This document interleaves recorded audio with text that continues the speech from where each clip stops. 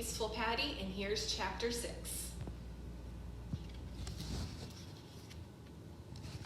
God's people had a hard time not copying everyone else around them. This was especially true when it came to having a king. Although God warned them how bad kings could be, they just had to have one. So eventually God gave them a king.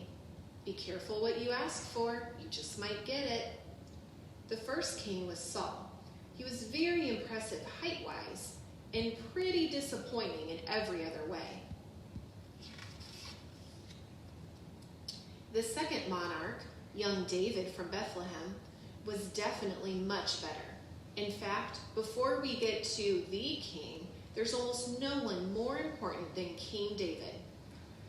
When David wasn't busy sinning, which he did in some really big ways, he was a good, wise, merciful king. Many good things happened to God's people when David was in charge. They were victorious and prosperous and blessed. But the best thing that happened was what God promised could happen. God told David that he would always have a son to sit on the throne. He promised David an everlasting kingdom. This was good news for David, and even better news for God's people. It meant that God had not forgotten the guarantee he made in the garden.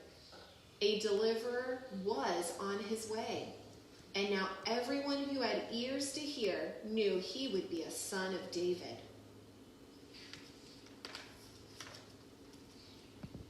But the next son of David was not the one they were looking for.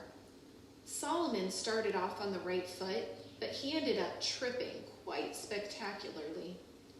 After Solomon, the kingdom split in two, with Israel in the north and Judah in the south. Neither kingdom was very good. God punished Israel first, and then Judah. In the course of 400 years, God's people would go from top dog to dog food. They had been kicked out of their promised land just like Adam and Eve had been kicked out of their paradise. And worst of all, David's house and David's throne were no more. The future looked bleak, especially for the promises of God. And now Bible Betty will help us understand that story. Thanks, Peaceful Patty. We are starting to see that God's plan to save his creation is expanding.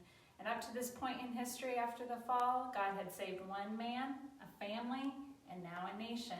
And he's brought them into the promised land where he is present. He has now promised a king that will crush the snake and destroy evil and save all the people and bring them back to the garden. And that first great king was David. And David as king is a representative to God's people to lead them to obedience. Yet, as all of our previous leaders, Abraham, Noah, and Moses, he was not perfect. But we have a promise that the son of David would become the ultimate king. We'll see you next time for chapter 7.